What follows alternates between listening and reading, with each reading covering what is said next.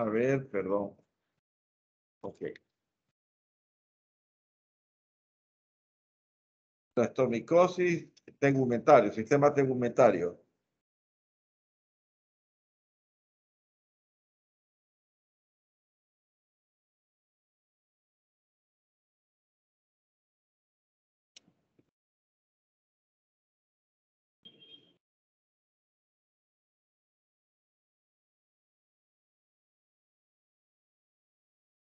Nos quedamos ahí, ¿no? En blastomikosis, sistema tegumentario. Así es, ¿no? No, doctor, nos quedamos en la diapositiva de sarcoma de Ewing. Sarcoma de Ewing ya pasamos. Yo tengo aquí anotado. El miércoles. Sí, O sea, sí, eso fue el último que vimos. sí, sarcoma, ya pasamos el sistema tegumentario, nos quedamos. No, doctor, nos quedamos hasta sarcoma de Ewing, como dice mi compañera. Yo pensé que ahí terminaba y iba a comenzar con el tegumentario recién. Pero tenemos... Pero en todo caso vamos a empezar tegumentario. ¿Ok? Entonces está bien. Vamos a empezar tegumentario.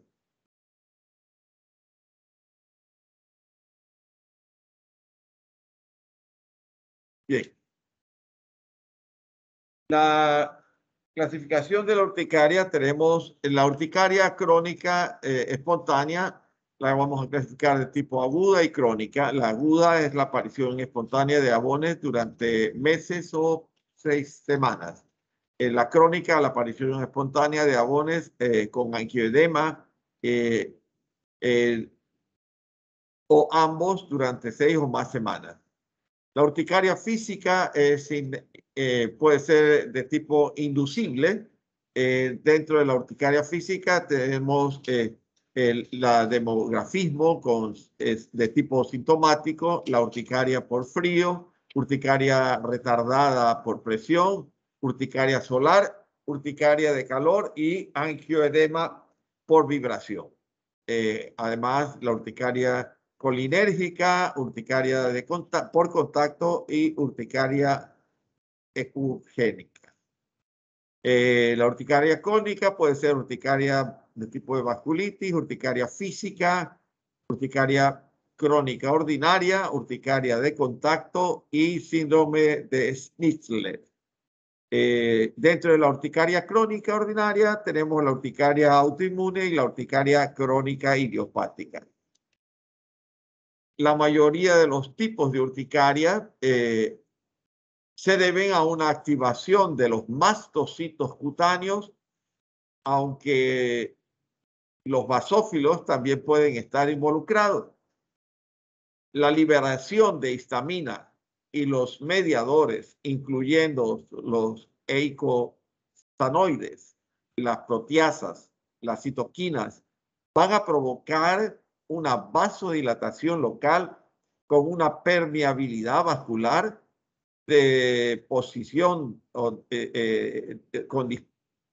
luego de la extravasación de eritrocitos, depósitos de fibrina, infiltración perivascular de linfocitos, neutrófilos, eosinófilos y pruritos. El edema endotelial es mínimo y no hay leucocitoclasia. Aquí vemos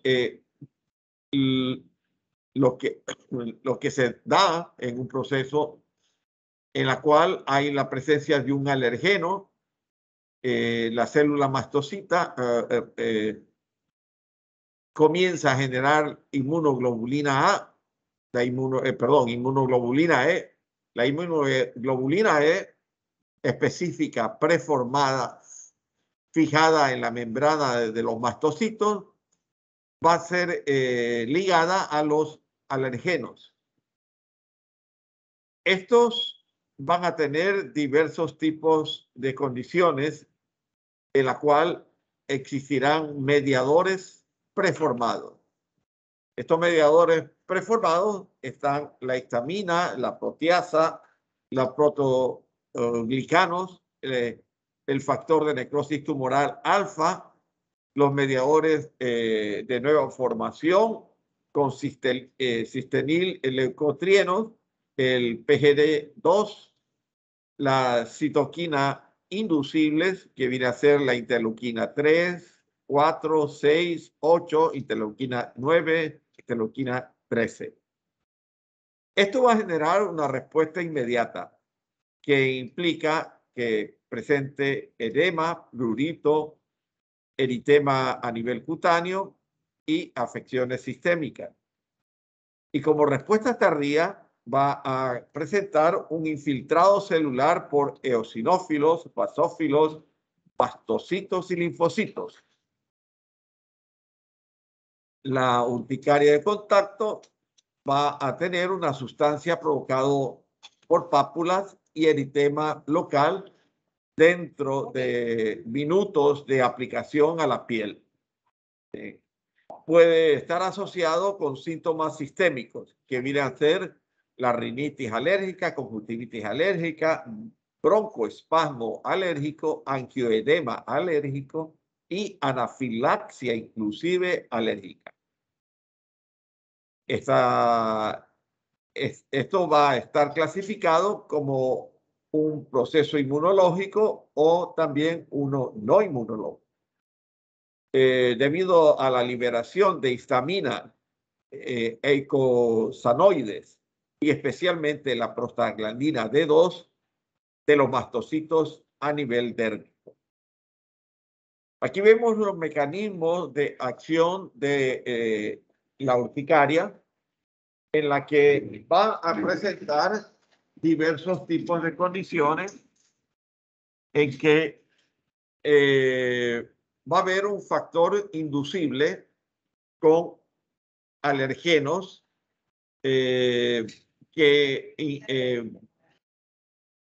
además de los alergenos va a tener condiciones como la exposición y la alergia hacia el frío o situaciones de calor o rayos solares con rayos ultravioleta.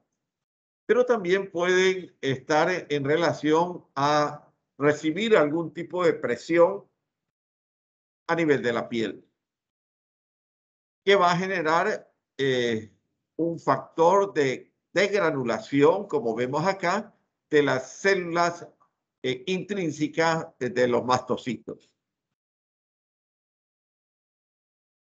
Espontáneamente va a haber una actividad autorreactiva de la inmunoglobulina G y otra inmunidad autorreactiva de la inmunoglobulina E. Las causas de la urticaria pueden ser diversas. A los alimentos, por ejemplo, muchas personas tienen reacciones alérgicas a los huevos. Otros pacientes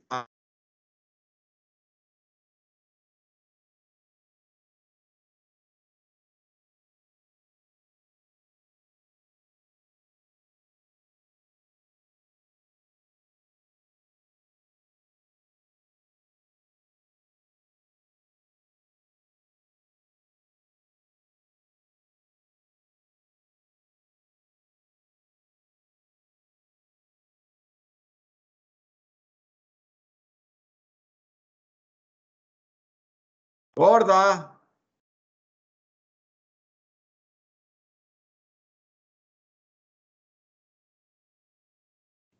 Doctor, es que se quedó paralizado y ahora sí ya lo vemos. Bien. Medicamentosas, como pueden ser los antibióticos y aspirina, o por asuntos de infecciones, por ejemplo, puede ser cualquier tipo de infección viral, otros parasitarias o bacterianas. Es decir, puede haber una hiperreacción a cualquier agente microbiano. O puede haber también una reacción alérgica a inhalantes estacionales, en invierno o en verano, a los pólenes o al polen o a los mohos, que son los hongos de la humedad. O también puede haber reacciones alérgicas a picaduras de insectos. O también sensibilidad a los látex o finalmente a situaciones psicológicas en un estado de estrés del paciente. Los causantes de urticaria de contacto pueden ser inmunológicas, por ejemplo, ácaros del polvo doméstico, aquello que se acumula en cualquier superficie a nivel doméstico y se sacude fuertemente y se inhala. Estos son los ácaros domésticos.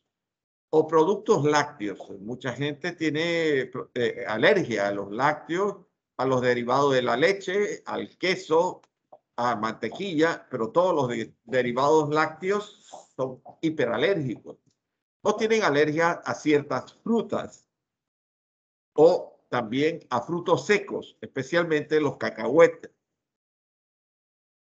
A carnes, mucha gente tiene alergia a la carne de chancho. Pues naturalmente tienen que discernir a qué tipo de carne tiene alergia.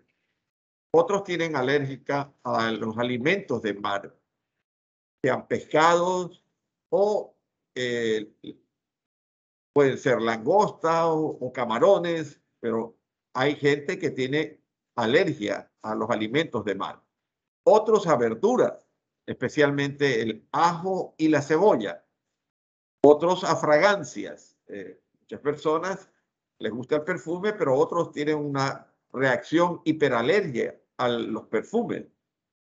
Otros a productos de cuidado de cabello. Otros a medicamentos, especialmente antibióticos. Muchas personas son alérgicos a la penicilina, por ejemplo. Por eso es que se tiene que hacer una prueba de alergia a la penicilina. O inclusive anestésicos. Tiene que hacerse pruebas previas para estar seguro de que no haya una reacción hiperalérgica. A productos vegetales, como especialmente a látex. Son alérgicos a los derivados de látex. Y pruebas no inmunológicas, como alimentos, especialmente al pescado. Mucha gente a cierto tipo de pescado tienen alergia, o a fragancias o saborizantes en la ingesta de líquidos o de alimentos. Medicamentos como la penicilina o la aspirina. Muchas personas tienen alergia a la aspirina o a la penicilina.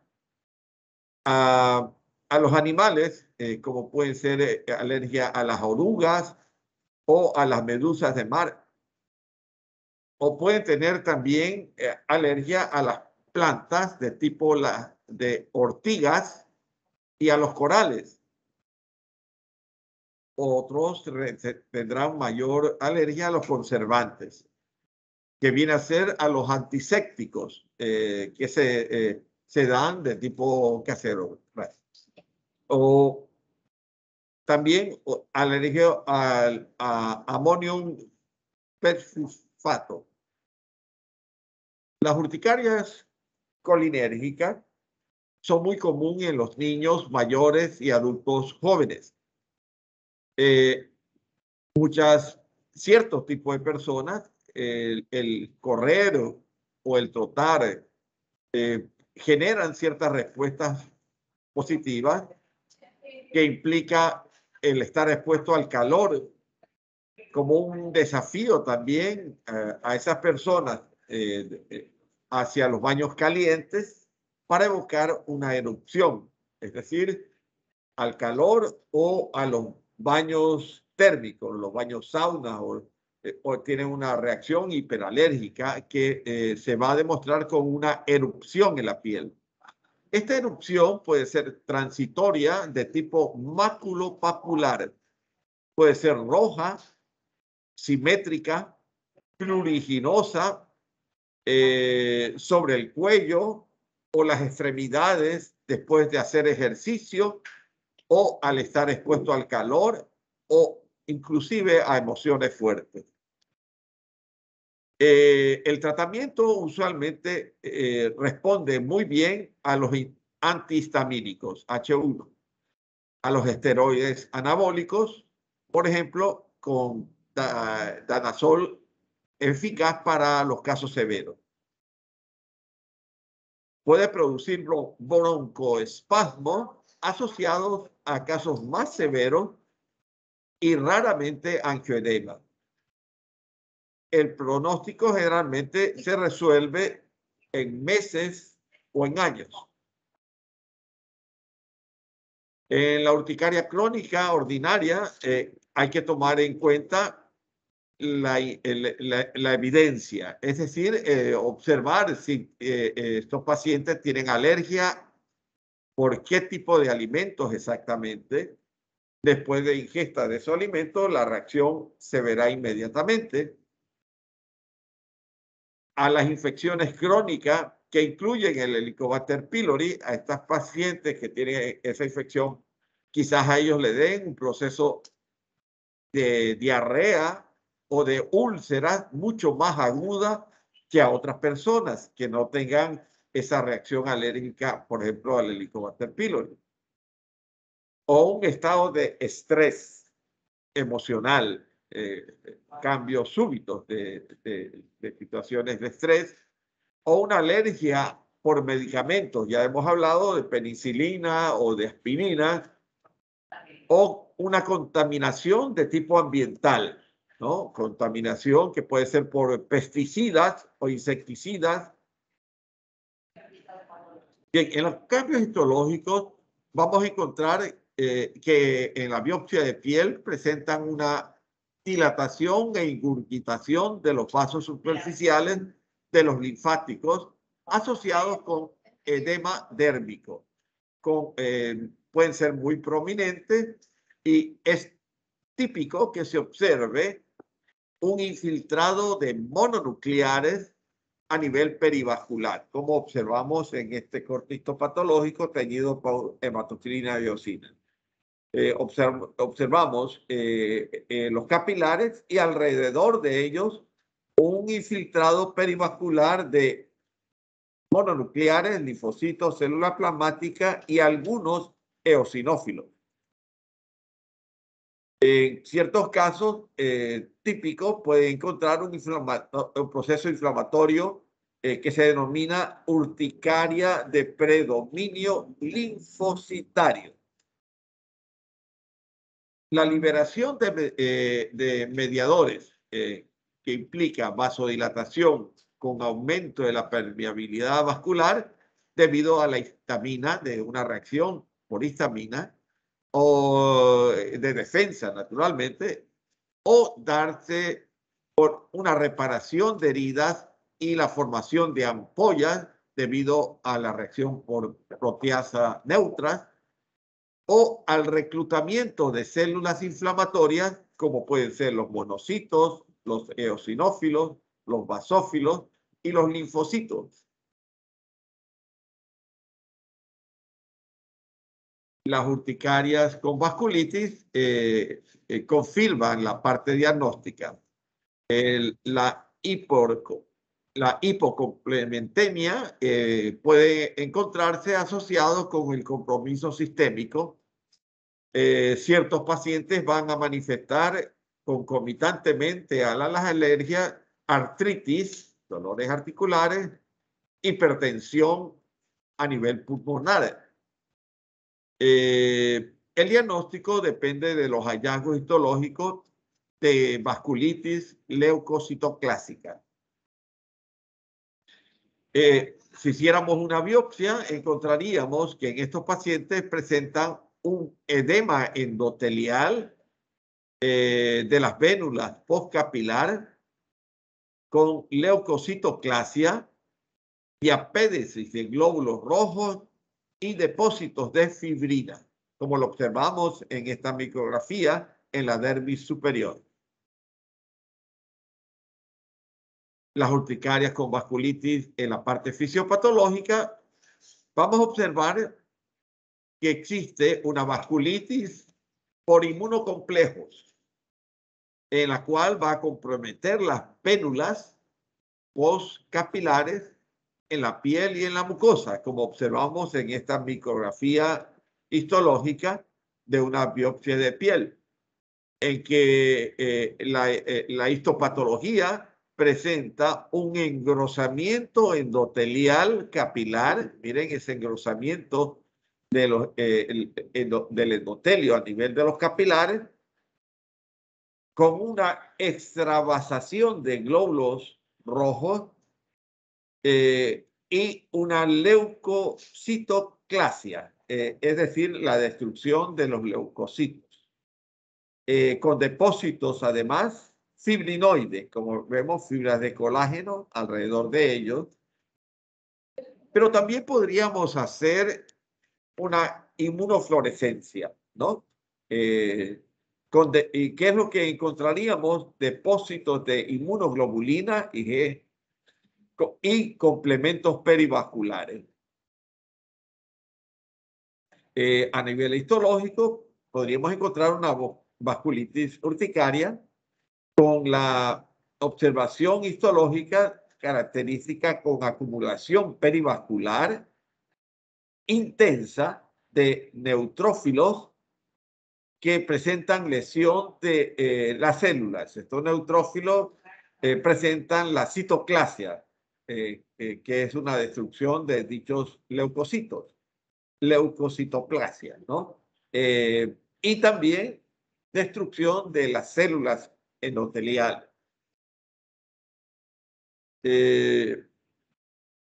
Además, podríamos encontrar en ciertas biopsias cutáneas un infiltrado perivascular que consiste en neutrófilos y eosinófilos. Miren, infiltrado perivascular de neutrófilos y eosinófilos, además de mononucleares sin signos de vasculitis. Entonces vemos ahí alrededor de, mire, el engrosamiento de las capilares y un infiltrado perivascular de estos eosinófilos con gran cantidad de granulaciones eosinofílicas en su citoplasma y mononucleares, linfocitos y plasmocitos.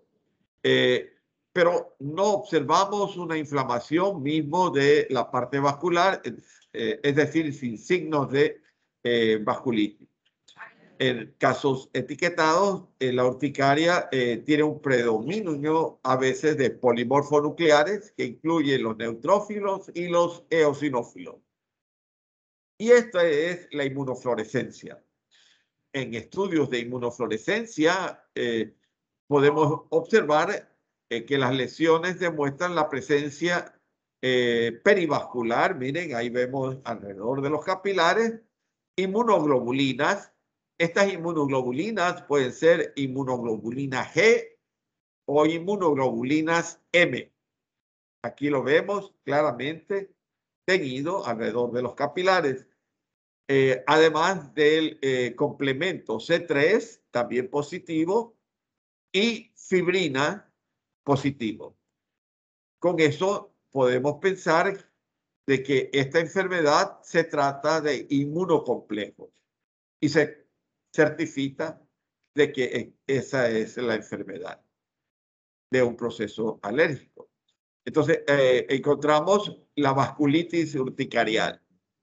Esta vasculitis urticarial tiene alteraciones de tipo autoinmune. Son enfermedades de tipo autoinmune con lesiones abonosas durante más de 24 horas que pueden ser purpúricas, como púrpuras, como vemos aquí en la pierna de este paciente, que son dolorosas, de manera generalizada en toda la pierna, que puede afectar también la palma de la mano y la planta de los pies.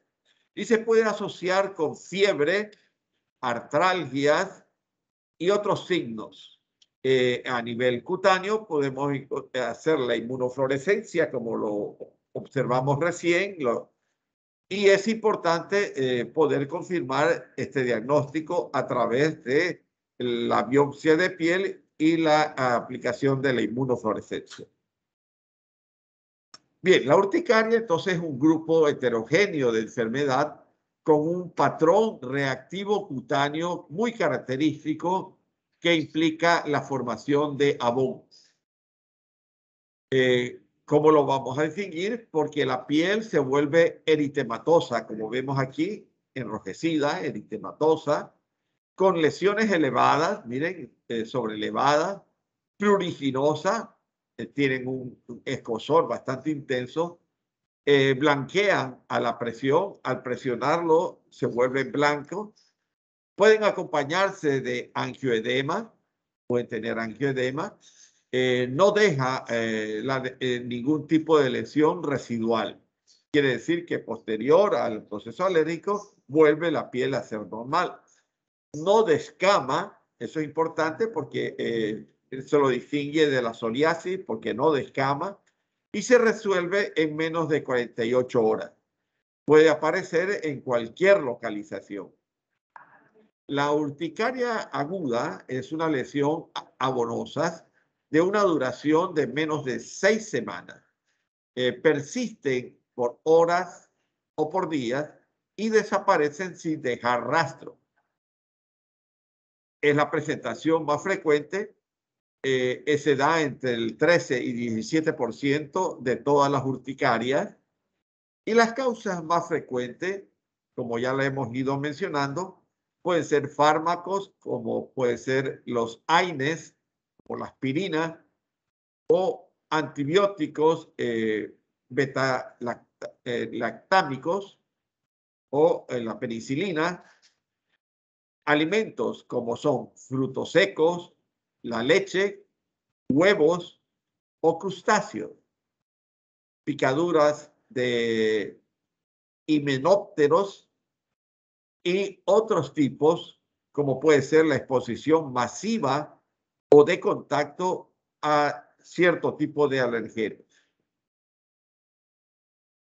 Entonces, la urticaria, lo que clínicamente se va a observar es la presencia de abones, que son elevaciones, miren, circunscritas de piel. Miren estas elevaciones muy circunscritas de piel, de color rosado,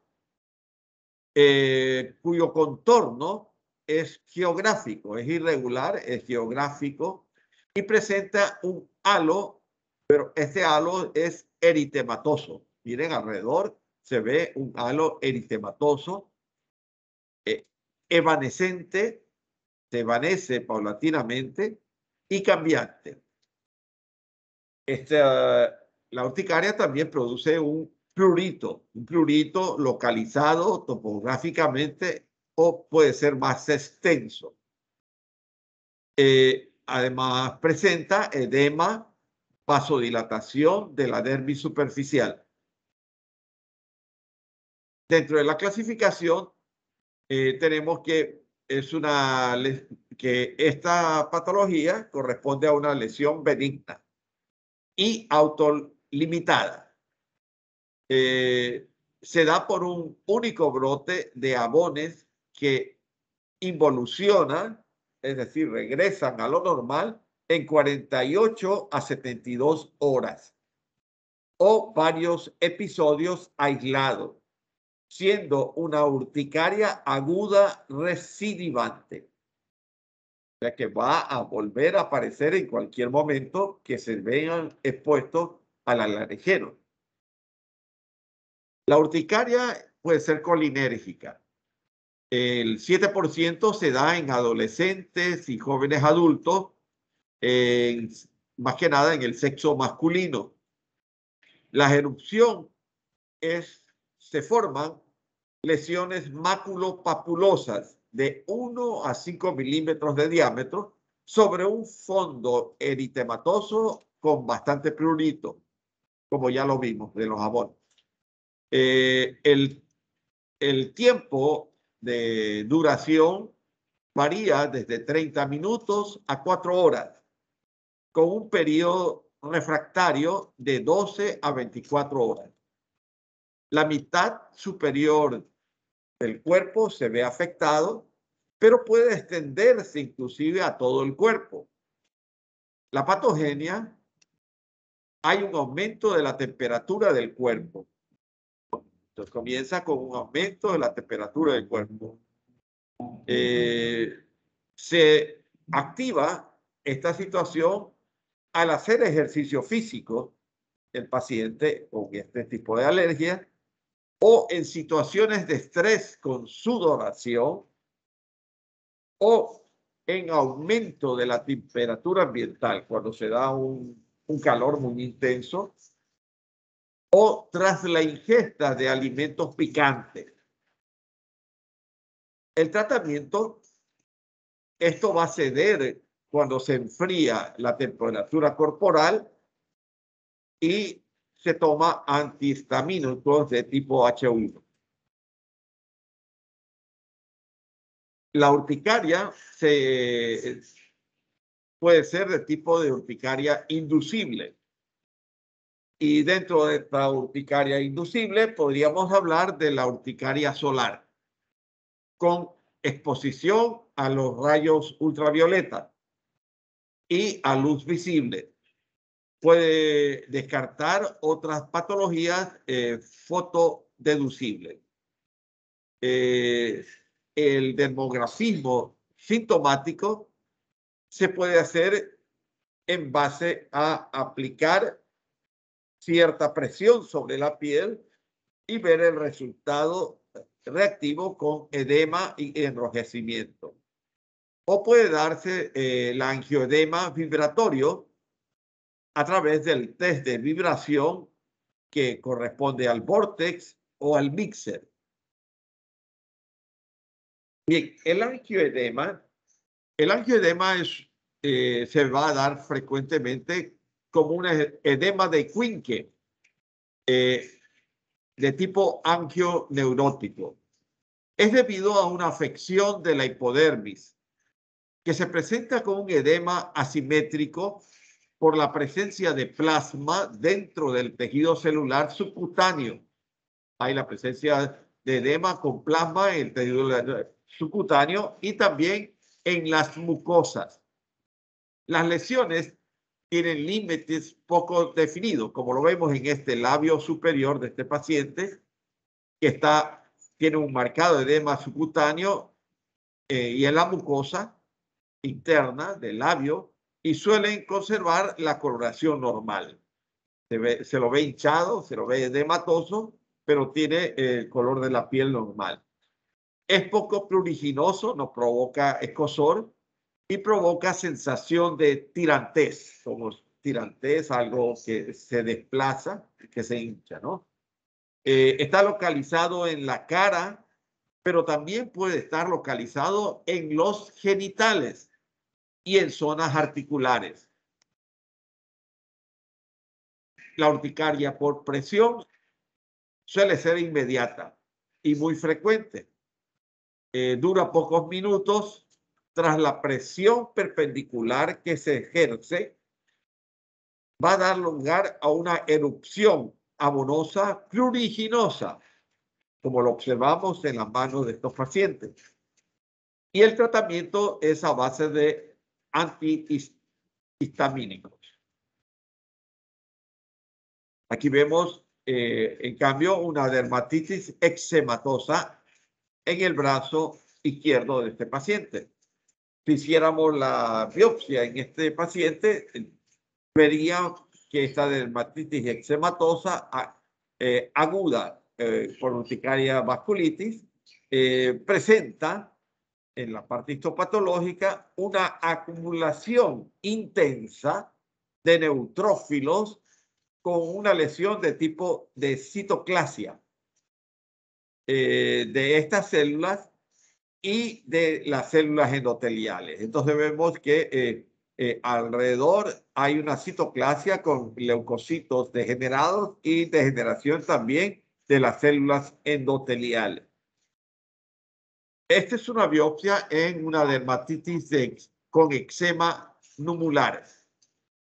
Y esto vamos a observar que tiene una dermatitis espongiótica subaguda, una dermatitis espongiótica subaguda, en que la epidermis se suele ver acantósica. Miren cómo se prolonga los clavos interpapilares a la dermis, con una hiperplasia epitelial psorianiforme, se parece a la psoriasis, que contiene un infiltrado linfoideo histiocítico superficial. Mire, ese infiltrado histiocítico superficial.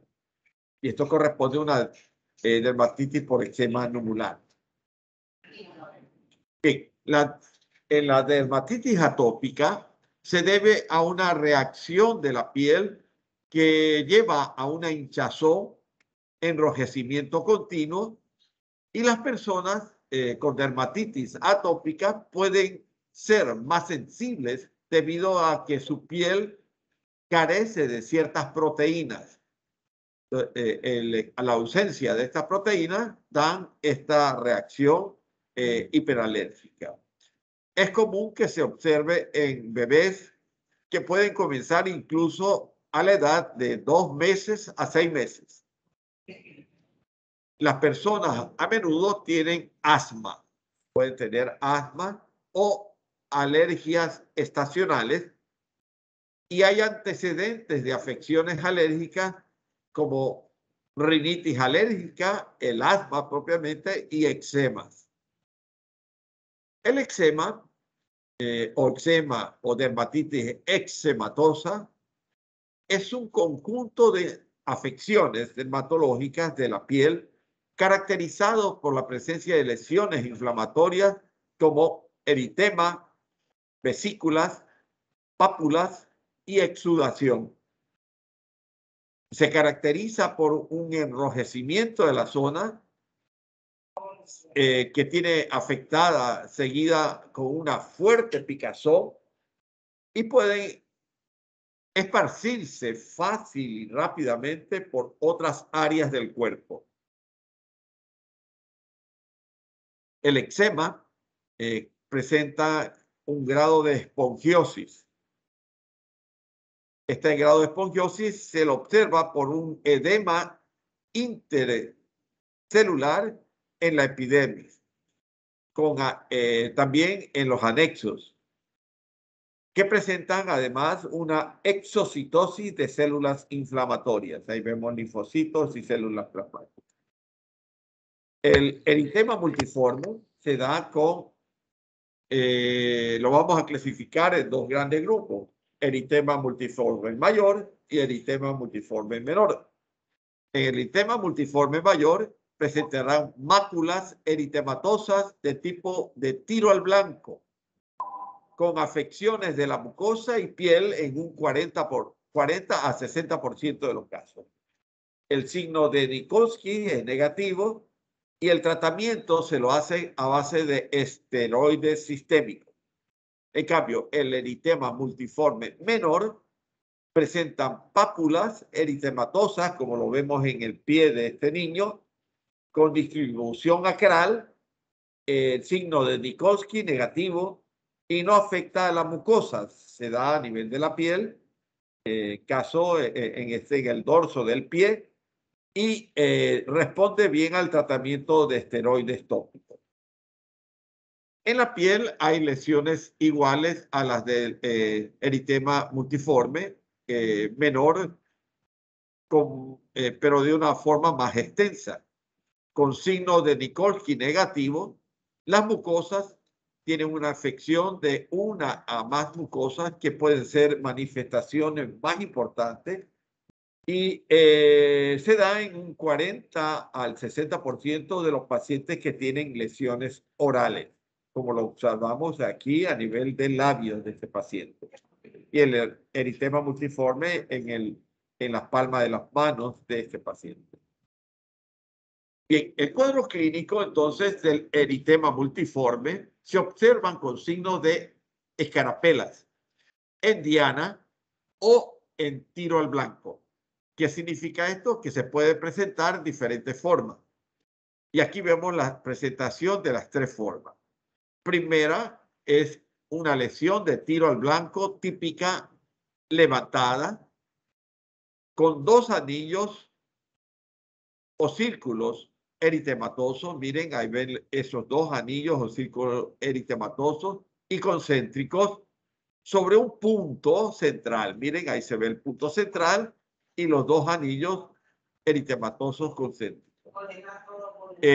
O puede darse lesión en tiro al blanco atípicas levantadas como vemos acá en la parte central, que presentan un solo anillo o círculo, pero es totalmente eritematoso. Ese círculo o anillo es totalmente eritematoso, levantado, sobrelevado, concéntrico, sobre un punto central nodular, como lo observamos en la parte central en esta micrografía, esta fotografía dérmica, ¿no?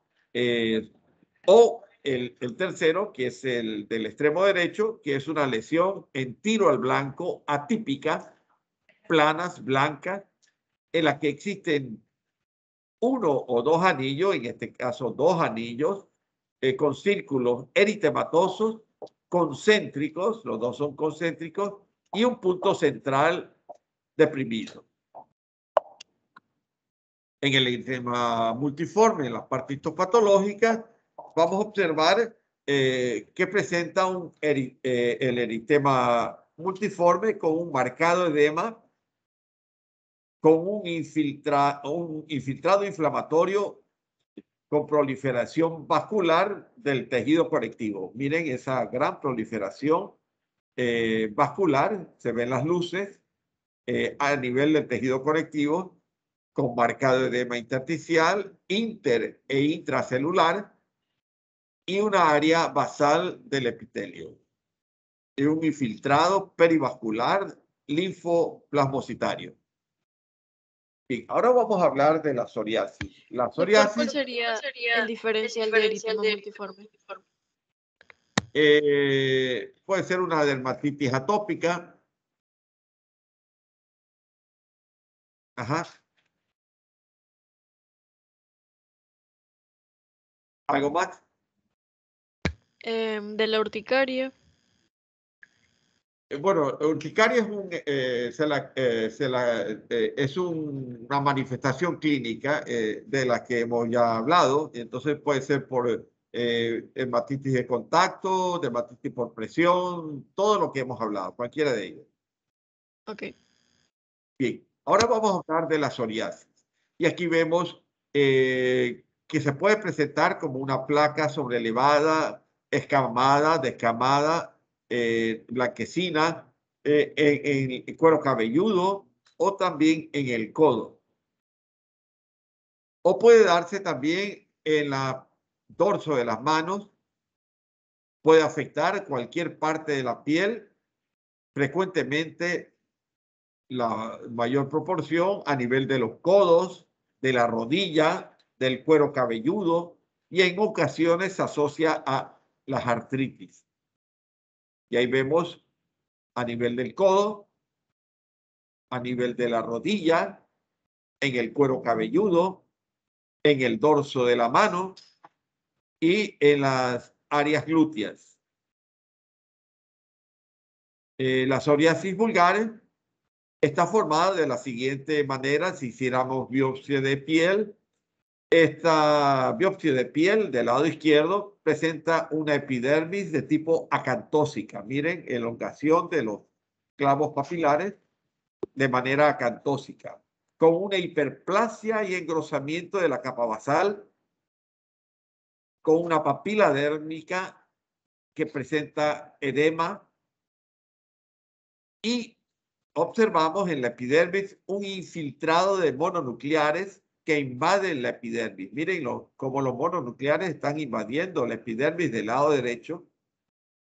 Posteriormente, los neutrófilos se van a agregar y van a formar lo que se llaman pústulas espongiformes. Ahí dice pústula espongiforme, con un edema intersticial que se conoce las pústulas de Kogoc.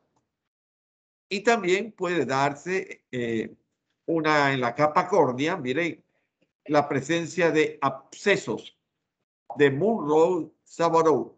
Y ahí vemos los abscesos con leucocitos neutrófilos dentro de la capa córnea, que son abscesos de Monro.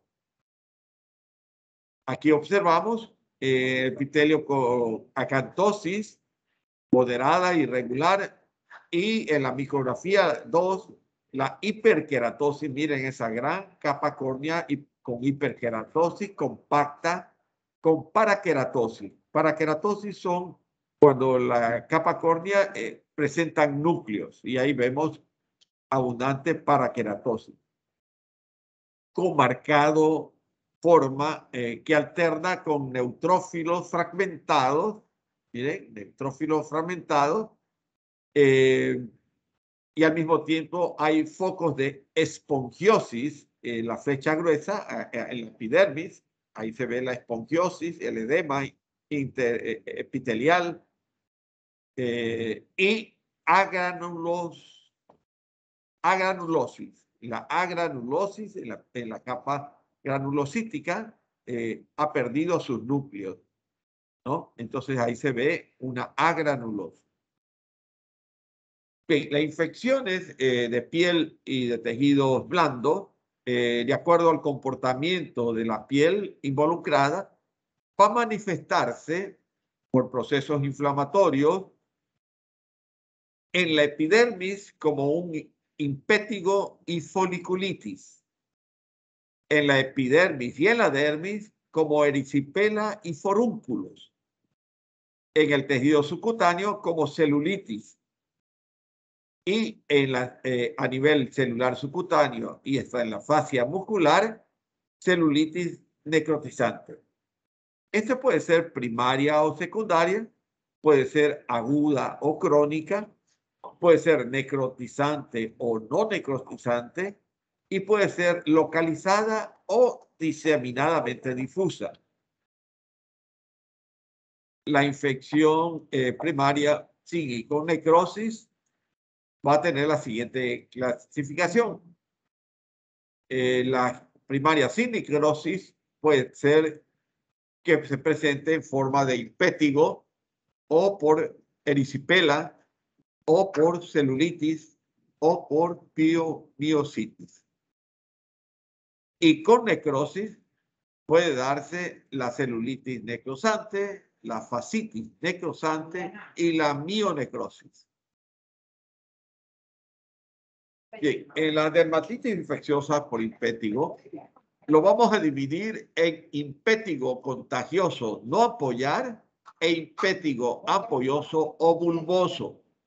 El impétigo contagioso no apoyar, también llamado impétigo vulgar, de tipo costroso o clásico del tipo de Tilbury-Fox, que presenta en el 70 a 80% de los casos.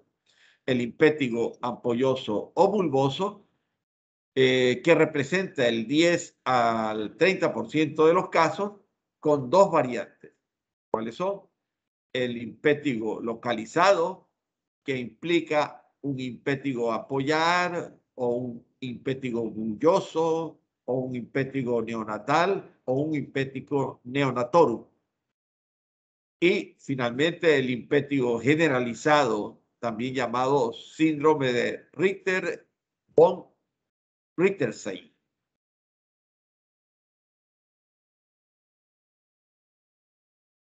Bien, en cuanto al cuadro clínico, la inflamación o el enrojecimiento de la piel localizada que se incrementa en tamaño cuando la afección se propaga, como lo vemos aquí en este paciente en el dorso de la pierna, está totalmente enrojecida, con una apariencia de piel tensa, lisa y brillante.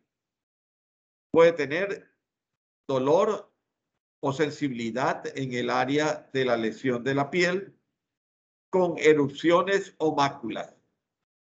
El calor en el área le va a producir un enrojecimiento y fiebre.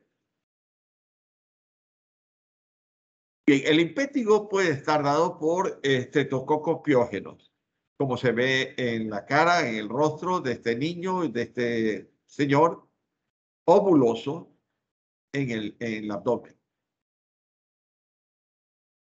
Las infecciones bacterianas de la piel se le va a denominar como impétigo. Y estas pueden ser causadas por estreptococo beta-hemolítico del grupo A o también puede ser por estafilococos dorados. Se clasifica en impétigo vulgar o no ampolloso y el impétigo ampolloso. Corresponde al 10% de las consultas dermatológicas pediátricas y predomina en los escolares y preescolares. Muy frecuentemente en la infancia, con un promedio de edad de 5 años, a los 6 meses o a los 14 años pueden presentar el pico más alto. La predominancia es en varones, puede ser una predominancia de 1.5 a 1 con respecto a las mujeres. Este es un ejemplo de impétigo ampollar. Como observamos ahí, existe en ellos una piodermitis causada por Staphylococcus aureus y por Streptococcus pyogenes. Ahí se ve claramente esas pústulas y esas formaciones ampollares amplias. Pueden volverse crónicas y van a tener, al romperse esas ampollas, forman estas úlceras. Estas son infecciones de la piel de tejido conectivo blando por Staphylococcus aureus. Ahí ven las úlceras y la necrosis licuefactiva que ha dado lugar a Staphylococcus aureus. Puede darse también celulitis con afecciones del tejido celular subcutáneo. No hay distinción clara entre la piel y no infectada o infectada. No hay límite exacto, ¿no? Igual que la erisipela, esta es una infección local con inflamación, eritema y dolor y síntomas sistémicos. La localización es muy variada, su pronóstico es reservado, puede extenderse a fascias, a vasos linfáticos, a músculos subyacentes y puede llegar hasta una septicemia. El Streptococcus pyogenes es la causa más frecuente, pero también puede estar inducido por el Staphylococcus aureus o inclusive puede estar implicado ambos simultáneamente. Coinfección se llama esto. La coinfección significa una combinación del Streptococcus pyogenes con el Staphylococcus aureus. El tratamiento puede ser a base de la penicilina de elección o la cloxacilina si es por Staphylococcus aureus. Las infecciones gangrenosas del tejido celular subcutáneo pueden provocar infecciones gangrenosas amplias a nivel de celular subcutáneo y de las fascias. La celulitis puede ser aeróbica por clostridios o celulitis anaeróbica no producida por clostridios o dar una fascitis necrotizante con gangrena estreptocócica o una celulitis necrotizante sinérgica o una gangrena sinérgica bacteriana progresiva. Las infecciones gangrenosas musculares pueden causar una piomiositis, una gangrena gaseosa o mionecrosis por clostridios o una mionecrosis no producida por clostridios. Dentro de las infecciones de los anejos cutáneos, de los anexos cutáneos por estafilococos, estos pueden originar a una foliculitis o una forunculitis o a un antrax cutáneo o a una hidroceladenitis supurada. Ahora, la dermatitis por estreptococos puede dar lugar a un impétigo mielecéntrico y ampolloso, una ectima vulgar y gangrenosa, una erisipela por toxina y una celulitis severa. También pueden haber infecciones bacterianas de la lepra lepromatosa y la lepra tuberculoide, con diversas manifestaciones a nivel alérgica de nódulos simétricos de fase leonida, como está este paciente, o una tuberculosis o una lepra tuberculoide, hiperenética, alérgica, con asimétricas, con lesiones asimétricas, con escasa o pequeñas lesiones nodulares. La lepra lepromatosa tiene este aspecto nodular múltiple en la cara, y en la lepra tuberculoide, en cambio, puede estar en los brazos o en el tórax, y son lesiones más circunscritas, más pequeñas. En la tuberculoide va a afectar los nervios engrosados y puede producir parálisis y anestesia local de la piel. Y en la lepra lepromatosa, anestesia y enfermedad sistémica que no mejora solo. En la parte histopatológica puede estar gran cantidad de macrófagos, y estos macrófagos haber fagocitado los bacilos lepromatosos, lepra lepromatosa o lepra tuberculoide con granulomas epitelioides de piel y de los nervios, paucibacilar. Bien. Por otro lado, tenemos la erisipela. La erisipela es una infección superficial de la dermis. Puede causar lesiones en la cara, en la fascia, en la cara, o en las extremidades, como vemos aquí en las piernas de este paciente. Puede dar lugar a placas induradas de bordes elevados y definidos, y puede tener un color rojo brillante, como tiene esta paciente. Rojo brillante o piel naranja, Es dolorosa y caliente, y es causada por el Streptococcus pyogenes, Streptococcus beta hemolítico del grupo A pyogenes. Los organismos penetran en la ruptura de la piel y tienen tendencia a recurrir en el mismo lugar. Aquí vemos un ejemplo de una piodermia por Staphylococcus aureus. La prevalencia de la enfermedad cutánea se explica con las lesiones bacterianas ligeramente asociadas, en la cual podemos encontrar las siguientes características clínicas. Pueden tener antecedentes de contacto previo con personas o agentes contaminantes, o puede tener una evolución corta o larga con un cuadro clínico corto o largo. Puede cursar con un dolor, un malestar general, fiebre, cefalea, síntomas generales según la severidad y el tipo de pioderma. Pero las lesiones pueden dar lugar a formación de nódulos, ampollas, pústulas, costras, abscesos, ulceraciones y fístulas. La piel se va a tornar eritematosa con edema y una tumefacción. Según la gravedad del cuadro, puede dar lugar posteriormente a cicatrices aisladas o en combinación.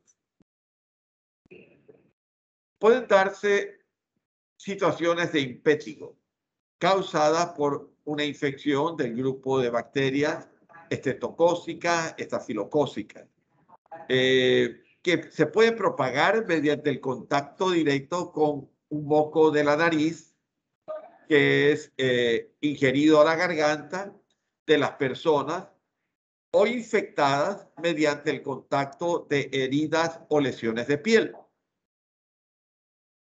Cuando el impétigo es primario, suele localizarse alrededor de los orificios naturales en un niño, por ejemplo, puede ser cercano a la nariz por una rinitis o generar infecciones a nivel del el oído y dar otitis. Puede presentar un conglomerado de costras milicéricas, como vemos aquí, las costras milicéricas, muy amarillas, color muy amarillo, que cubren y dan unas erosiones más o menos extensas. Pueden desprenderse estas costras, ¿no? Pueden desprenderse estas costras y pueden dar lugar en la superficie a erosiones con exudado cero purulento, que vuelve a secar y forma nuevas costras.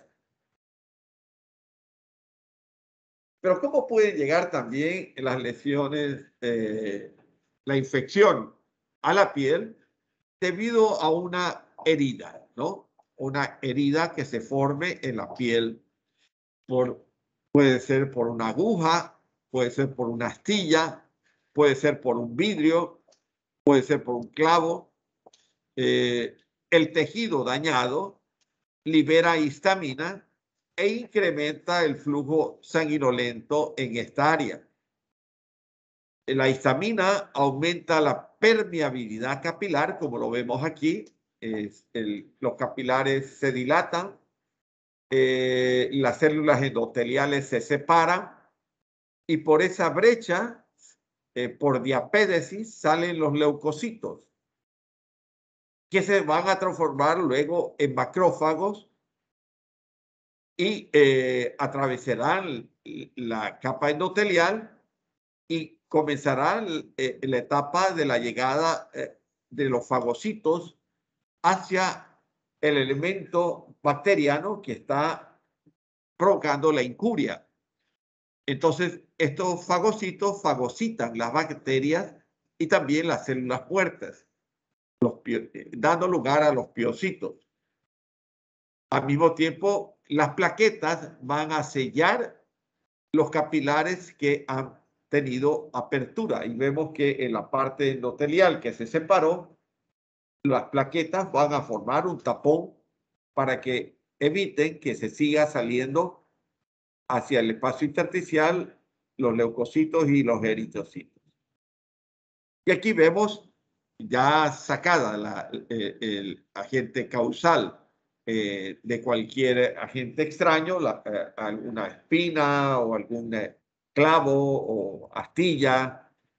Vemos que dejó una úlcera. Miren, ahí se ve claramente la úlcera un poco hemorrágica y la reacción inmediata, que es la respuesta inflamatoria aguda, con capilares dilatados, congestivos, del cual están saliendo, emigrando gran cantidad de exudado de leucocitos polimorfos nucleares neutrófilos. Esta ulceración epidérmica focal provoca una inflamación aguda y a la vez crónica, subyacente al área aguda, se ve la reacción inflamatoria crónica. Y aquí vemos ya en etapa un poco más avanzada, en que se forma la pioderma gangrenosa. Y esto está dado, miren, en la parte central se ve el absceso piógeno, con un infiltrado inflamatorio intenso, agudo, en la que va a predominar en la parte central gran cantidad de neutrófilos que van a formar los abscesos, con macrófagos que han fagocitado la bacteria y forman los piocitos, rodeados por un infiltrado inflamatorio denso de linfocitos y células plasmáticas que se contraen alrededor de los vasos y en los vasos se va a observar depósitos que ya lo observamos de inmunoglobulina G y M, complementos C3 o fibrina. Y esta es la característica de la pioderma gangrenosa. Bien, nos vamos a quedar aquí para dar oportunidad que sus compañeros continúen en su exposición. Y yo el día lunes continuaré. Anoten bien que me voy a quedar en blastomicosis. Y continuaré con el tema tegumentario, lo acabaré de exponer, con el siguiente tema que ustedes ya vendrán preparados para la exposición que viene con lo que corresponde a tumores del tejido adiposo, lipoma, liposarcoma, etcétera, etcétera. Durante esta clase también comenzaré con la exposición del sistema tegumentario y acabaremos en la semana próxima todo el programa.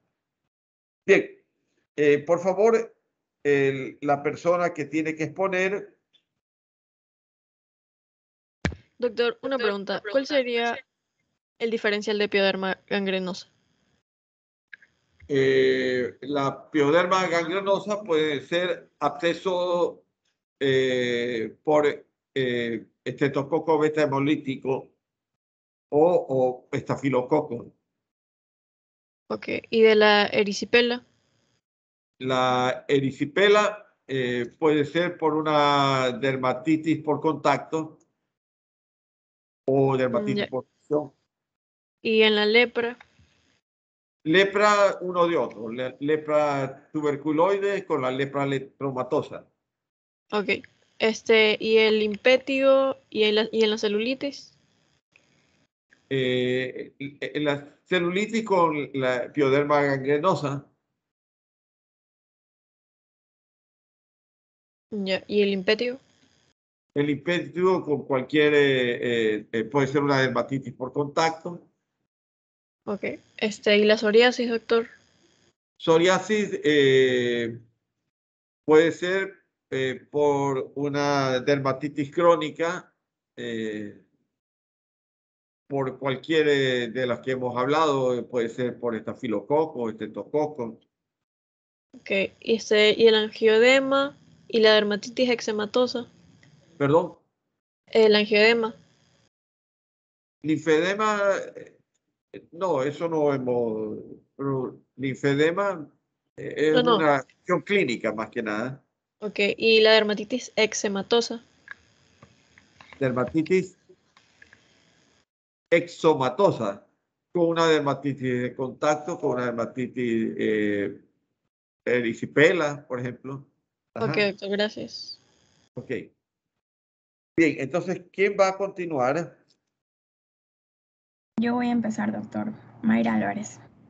A ver, tengo aquí Cristina Brito y Natasha Cruz expusieron, ¿no? Sí, yo Y falté en ahora la anterior vamos a clase. empezar Mayra Álvarez.